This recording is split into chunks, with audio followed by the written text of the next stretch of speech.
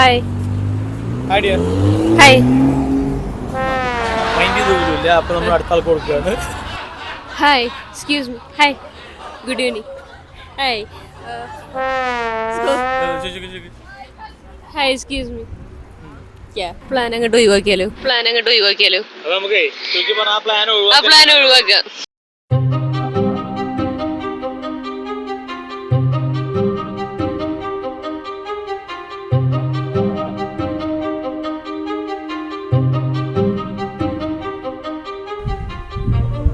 അപ്പോൾ നമ്മൾ നല്ല മീൽസും ബിരിയാണിയൊക്കെ അടിച്ചു മാറി ലഞ്ചൊക്കെ കഴിഞ്ഞിട്ട് ഇതവിടെ ജുവാരി മോണിസ്ട്രിയിൽ വന്നതാണ്. ഇത് 6th സെഞ്ച്വറിയിൽ പണിതതാണ്. ഇപ്പോഴും അതിൻ്റെ ആ ഒരു കാര്യങ്ങളൊക്കെ അവർ അതുപോലെ കീപ്പ് ചെയ്തിട്ടുണ്ട്. പ്രത്യേകിച്ച് വേറെ റിനോവേഷനോ കാര്യങ്ങളൊന്നും ചെയ്യാണ്ട് ആ ഒരു പഴയ കാലത്തെ ബ്യൂട്ടി അതേപോലെ അവർ മെയിൻറ്റെയിൻ ചെയ്തിട്ടുണ്ട്. അതാണ് അതിൻ്റെ ഒരു പ്രത്യേകത. ഒരുപാട് കാലഘട്ടങ്ങളുടെ, ഒരുപാട് ഗോത്രങ്ങളുടെ, അതുപോലെ തന്നെ ഒരുപാട് അധിനിവേശങ്ങളുടെ ഒക്കെ കഥ പറയാനുള്ള ചരിത്രത്തിൻ്റെ അവശേഷിപ്പാണ് ഈ ജുവാരി മോണസ്ട്രി എന്ന് പറയുന്നത്. ഇത് 6ാം നൂറ്റാണ്ടിലല്ല, അതിനു മുമ്പ്, അതിന് 4ാം നൂറ്റാണ്ടിൽ തന്നെ ഇത് നിലവിൽ വന്നിട്ടുണ്ട്. പക്ഷേ അന്ന് തീർത്ഥാടകർ കൂടി ആളുകൾ വന്നു തുടങ്ങി, ഉള്ള സൗകര്യം പോരാൻ തോന്നിയപ്പോഴാണ് പിന്നീട് ഇത് വിപുലമായിട്ട് പണിയിപ്പിച്ചത്. അങ്ങനെ നമ്മൾ മോണസ്ട്രിയുടെ മുകളിലെത്തി. ഇവിടെ നിന്ന് മുകളിൽ നിന്ന് താഴോട്ട് നോക്കുമ്പോൾ നല്ല രസമുള്ളൊരു കാഴ്ചയാണ്. ഇവിടെ നിന്ന് 2 റിവേഴ്സ് ജോയിൻ ചെയ്യുന്നുണ്ട്. ജോർജിയയിലെ തന്നെ ഭയങ്കര ഇമ്പോർട്ടൻ്റ് ആയിട്ടുള്ള 2 റിവേഴ്സാണിതെന്നാണ് പറഞ്ഞത്. ഒന്ന് ദ്വാരയും ഒന്ന് അരഗ്യയും. ഇത് രണ്ടും സംഗമിക്കുന്ന ഒരു കാഴ്ച നല്ല രസമാണ് കാണാൻ. അതിനു വേണ്ടിയിട്ട് തന്നെ ആയിരിക്കും ഇവിടെ അവരൊരു ബൈനോക്കുലർ എല്ലാം സെറ്റ് ചെയ്തിട്ടുണ്ട്, ആ ഒരു ലാൻഡ്സ്കേപ്പ് എൻജോയ് ചെയ്യാൻ വേണ്ടിയിട്ട്. ഭയങ്കര കാറ്റാണ് ഇവിടെ, ഒരുപാട് ഫോറിനേഴ്സ് ഉണ്ട്. പക്ഷേ എനിക്ക് തോന്നുന്നു എക്സ്പെഷ്യലി ഇതിൽ ഏറ്റവും കൂടുതൽ ആളുകളും മേജർ പോർഷനും കപ്പിൾസാണ് കേട്ടോ. ഈ ചേർച്ചിന്, ഈ മൊണസ്ട്രിക്ക് ഈ ക്രിസ്ത്യാനിറ്റിയുമായിട്ട് ഭയങ്കര ഒരു ക്ലോസ് റിലേഷൻ ഉള്ള പോലെ തോന്നുന്നു. കാര്യം ഇവിടെ കുറേ കപ്പിൾസും കാര്യങ്ങളും ഉണ്ട്, പുതിയ കല്യാണങ്ങൾ നടക്കുന്നുണ്ട്. നമ്മളിത് ഒരു കല്യാണം നമുക്ക് കാണാൻ പറ്റി, ഒരു ജോർജിയൻ കല്യാണം നമുക്ക് അവിടെ നിന്ന് കാണാൻ പറ്റി, അവരുടെ ഫോട്ടോഷൂട്ട് കാണാൻ പറ്റി.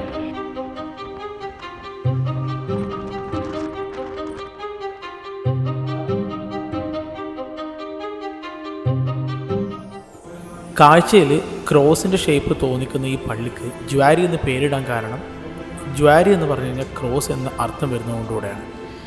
ജോർജിയയുടെ പ്രകൃതിയും ഈ പള്ളിയുടെ ആർക്കിടെക്ചറും തമ്മിലൊരു ഹാർമോണിക് റിലേഷൻഷിപ്പ് എത്രത്തോളം ഇത് കഴിഞ്ഞിട്ട് വന്നിട്ടുള്ള നിർമ്മിതികളെ ഇൻഫ്ലുവൻസ് ചെയ്തു എന്നുള്ളത് ഇതിനകത്ത് കയറുമ്പോൾ മനസ്സിലാവും.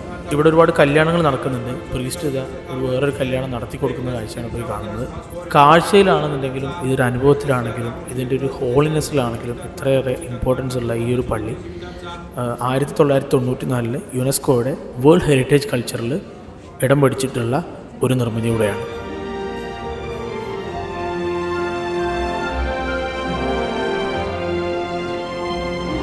സോ അതിൻ്റെ നേരെ ഓപ്പോസിറ്റ് ഇതാ നമുക്ക് ഇവിടെ ഫ്രൂട്ട്സിൻ്റെ കടകളൊക്കെ കാണാം. അപ്പോൾ നമ്മൾ ഇങ്ങോട്ടേക്ക് വരുന്നതിൻ്റെ മുന്നേ കുറേ വ്ളോഗ്സ് എക്സ്പ്ലോർ ചെയ്തിട്ടാണ് വന്നത്. എക്സ്പെഷ്യലി ഇവിടുത്തെ ഫുഡും കാര്യങ്ങളൊക്കെ എന്തൊക്കെയാണ് നമ്മൾ മിസ് ചെയ്യാതെ ഇരിക്കേണ്ടതെന്നൊക്കെ അറിയാൻ വേണ്ടിയിട്ട് ഞാൻ കുറേ വ്ളോഗ്സൊക്കെ റെഫർ ചെയ്തിട്ടുണ്ടായിരുന്നു. അതിൽ ഏറ്റവും കൂടുതൽ കേട്ടിട്ടുള്ള സംഭവമാണ് ഒന്ന് ഷുർക്കേല എന്ന് പറഞ്ഞ ഒരു സാധനം, പിന്നെ കച്ചാപ്പൂരി, വേറെ എന്തോ ഒന്നുകൂടെ ഡംപ്ലിങ്. ഓക്കെ, അതിൽ കച്ചാപ്പൂരി നമ്മൾ രാവിലെ ട്രൈ ചെയ്തു. പക്ഷെ അത് നമ്മുടെ അഫ്രീം ബ്രോ പറഞ്ഞ് നമ്മൾ ഇമ്മൊക്കെ ജുവാരി മോണസ്ട്രിയുടെ ഓപ്പോസിറ്റ് നമ്മൾ നോക്കുമ്പോൾ ഇവിടെ കുറച്ച് ഫ്രൂട്ട്സ് ഒക്കെ സെല് ചെയ്യുന്ന ഷോപ്പുകളുണ്ട്. ചെറിയ കുഞ്ഞു ഷോപ്പുകൾ കേട്ടോ. ഫ്രൂട്ട്സ് ഉണ്ട്, അതുപോലെ ഫ്രൂട്ട് ജ്യൂസസ് ഒക്കെ അവൈലബിൾ ആണ്. നമ്മളങ്ങനെ ചെന്നപ്പോൾ നമുക്ക് ഏറ്റവും കൂടുതൽ അട്രാക്ട് ചെയ്തത് അവിടുത്തെ ഷുർഷേല എന്ന് പറഞ്ഞിട്ടുള്ള സാധനമാണ്. ശരിക്കും ജോർജിയയുടെ ഒരു ട്രഡീഷണൽ ഫുഡായിട്ടാണ്. നമ്മൾ ഇങ്ങോട്ടേക്ക് വന്നപ്പം റെഫർ ചെയ്ത വ്ളോഗ്സിൽ ഓൾസോ ഇത് കണ്ടിട്ടുണ്ടായിരുന്നു. ഈ ഡിഫറെൻറ്റ് കളേഴ്സിലായിട്ട് ഇവിടെ ഹാങ് ചെയ്തിട്ടുള്ള ഈ സ്ട്രിങ്സിനെയാണ് കേട്ടോ ഷുർക്കേല എന്ന് പറയുന്നത്. ശരിക്കും ഇത് ഇതിന് ഉള്ളിൽ ശരിക്കും വാൾനട്ട്സ്, ഹേസൽ നട്ട്സ്, കുറേ നട്ട്സും അതുപോലെ കുറേ ഡേറ്റ്സ് കാര്യങ്ങളൊക്കെ, കുറച്ച് ഗ്രേപ്പ് ജ്യൂസ്, അതുപോലെ മൾബറി ജ്യൂസ് ഇതിനകത്തൊക്കെ ഡിപ്പ് ചെയ്ത് ഒരു കോട്ടിങ്ങൊക്കെ പ്രിപ്പയർ ചെയ്ത് ഒരു 5-6 ദിവസം വെയിലത്തിട്ട് ഉണക്കിയായിട്ടാണ് ഇവരിത് പ്രിപ്പയർ ചെയ്യുന്നത്. ഞങ്ങളത് ടേസ്റ്റ് ചെയ്ത് നോക്കി. ഒരു 3 to 4 ഫ്ലേവേഴ്സ് വാങ്ങിയിട്ട് നമ്മൾ ടേസ്റ്റ് ചെയ്ത് നോക്കി. ഞങ്ങൾക്ക് എല്ലാവർക്കും നല്ല ഇഷ്ടമായി, നല്ലതായിരുന്നു കഴിക്കാനായിട്ട്. അങ്ങനെ എൻ്റെ ലിസ്റ്റിലുണ്ടായിരുന്ന ഒരു ഫുഡ് ഞാൻ എക്സ്പ്ലോർ ചെയ്തു. And now we are going to another destination. എല്ലാ നാടിനും കാണിക്കാനും പറയാനൊക്കെ ഉള്ളതുപോലെ തന്നെ ഈ നാടിനും കാണിക്കാനുണ്ട് വേറൊരു മുഖം. അതായത് വളരെ കളർഫുൾ ആയിട്ടുള്ള ഇത്രയും നേരം നമ്മൾ കണ്ടുകൊണ്ടിരുന്നിരുന്ന ബ്യൂട്ടിഫുൾ ആയിട്ടുള്ള ടെക്സ്ചറിൽ നിന്ന് മാറി കുറച്ച് റോ ആയിട്ടുള്ളൊരു ടെക്സ്ചറിലേക്കാണ് നമ്മളിപ്പം പോയിക്കൊണ്ടിരിക്കുന്നത്. അതായത് ഇതിൻ്റെ ഗ്രൗണ്ട് ഫ്ലോർ, അതായത് നമുക്ക് 2 ഫ്ലോർ ആയിട്ട് കൺസിഡർ ചെയ്യുകയാണെങ്കിൽ ജോർജിയയുടെ തിബ്ലിസിയുടെ സിറ്റിസ്കേപ്പിൻ്റെ ഗ്രൗണ്ട് ഫ്ലോർ ഭയങ്കര ബ്യൂട്ടിഫുൾ ആയിട്ടുള്ള വിഷ്വൽസ് ആണ് നിങ്ങൾക്ക് തരുന്നതെന്നുണ്ടെങ്കിൽ ഇതിൻ്റെ ഒരു അണ്ടർഗ്രൗണ്ട് മാർക്കറ്റിലേക്കാണ് നമ്മൾ പോകുന്നത്. അതായത് ഇതിൻ്റെ തൊട്ട് താഴെയുള്ളൊരു ലെയർ, 1 ലാരി 2 ലാരി 3 ലാരിക്കൊക്കെ ആളുകൾ തിങ്ങി നിറഞ്ഞ് വിലപേശി മേടിക്കുന്ന സാധനങ്ങൾ, നിത്യോപയോഗ സാധനങ്ങൾ മേടിക്കുന്ന ഒരു സാധാ മാർക്കറ്റ്.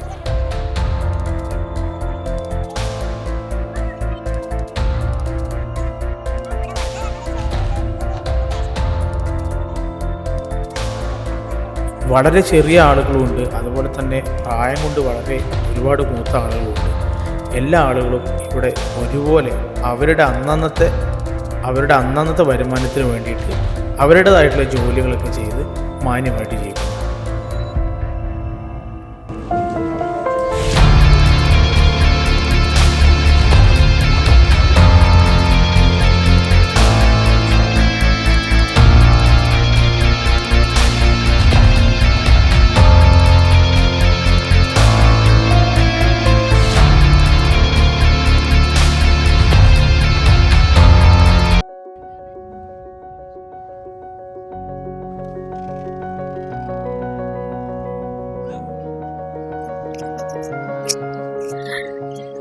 അപ്പോൾ ഹലോ ഗൈസ്, നമ്മളിത് ഷോട്ടോപ്പിന്റെ ബർത്ത്ഡേ സെലിബ്രേറ്റ് ചെയ്യാൻ വേണ്ടിയിട്ട് ലൊക്കേഷനിലോട്ട് പോയിക്കൊണ്ടിരിക്കുകയാണ്. അസ്യൂഷ്വൽ നമ്മുടെ ഷെഡ്യൂൾ ഭയങ്കര ടൈറ്റാണ്. നമുക്കിനി ഒരു 1/2 മണിക്കൂറും കൂടെ ഉള്ളൂ. അതിനകത്ത് അവിടെ പോയിട്ട് കാര്യങ്ങളൊക്കെ സെറ്റ് ചെയ്ത് ഫോട്ടോ എടുക്കണം, അല്ലെങ്കിൽ ലൈറ്റ് കിട്ടത്തില്ല.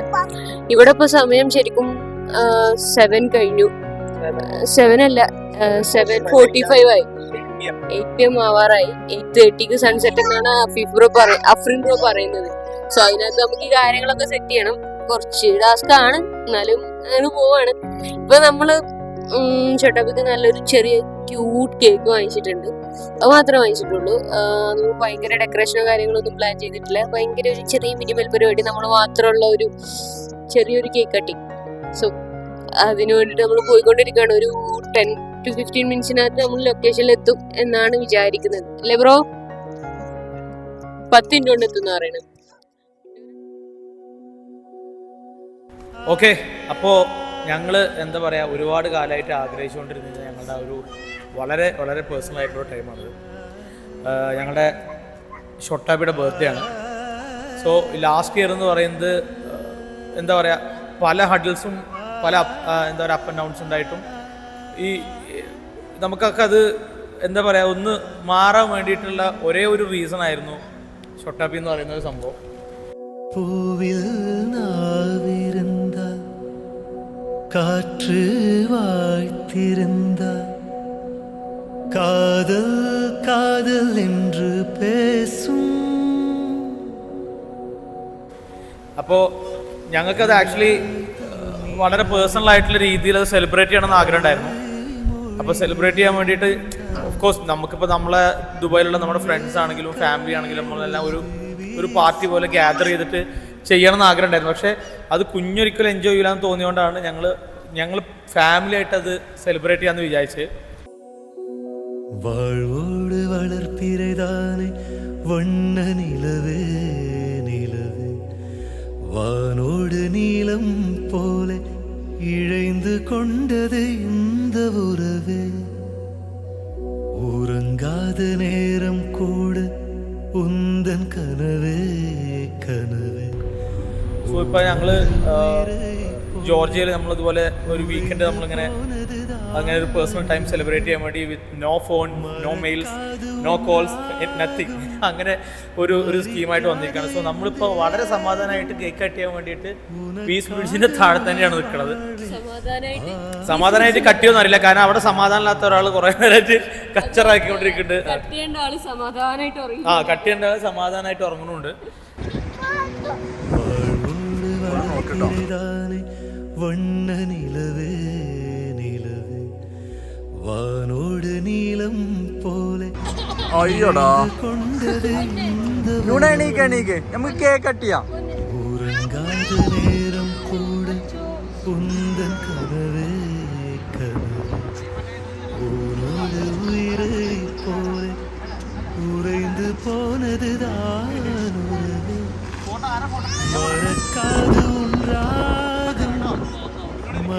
நினைக்காத என் தேகம் உனக்காக உயிர் வாழ்வேன் வா என் வாழ்வே வா.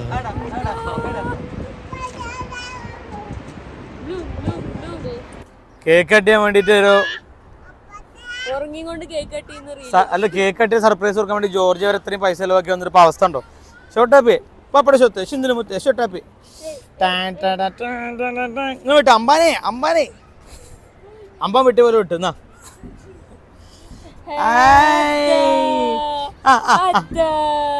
കുഞ്ഞാക്കു ഇരിക്കല്ലേ ഇത് കിട്ടുവാ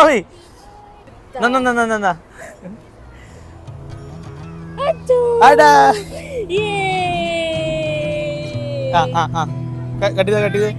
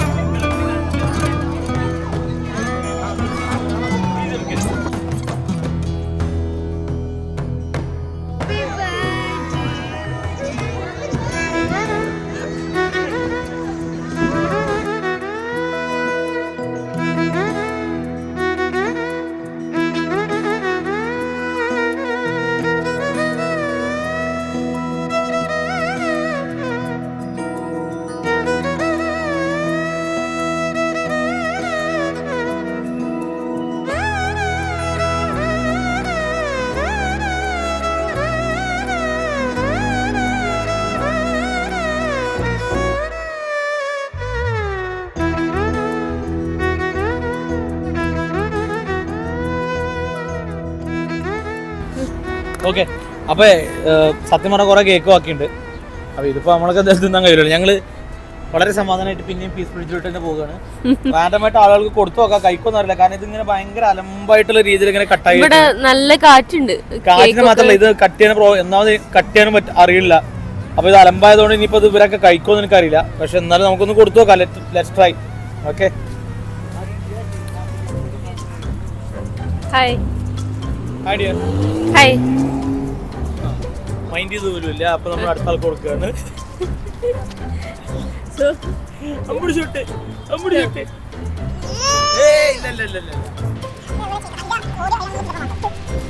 Hi, excuse me.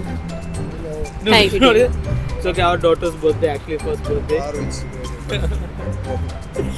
Okay, എന്താ പറഞ്ഞത് മനസ്സിലായില്ല. പക്ഷെ മുമ്പ് ചിരിച്ചിട്ടാ പറഞ്ഞു. ചിരിച്ച് തെരുവിച്ചാണോ അറിയില്ല. പക്ഷേ ജോർജിയൻ ലാംഗ്വേജ് ആണ്.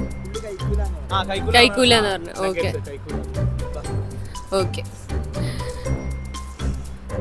ഇവിടുന്ന് കുറച്ച് ആൾക്കാർ നടന്നിങ്ങനെ വരുന്നുണ്ട്. അവിടെ പോയോക്കാം.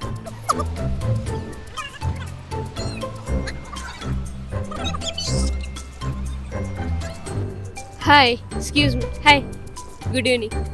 Hi. Hi, excuse me. Plan അങ്ങോട്ട് ഒഴിവാക്കിയാലോ? നമുക്ക് ആ പ്ലാൻ ഒഴിവാക്കാം.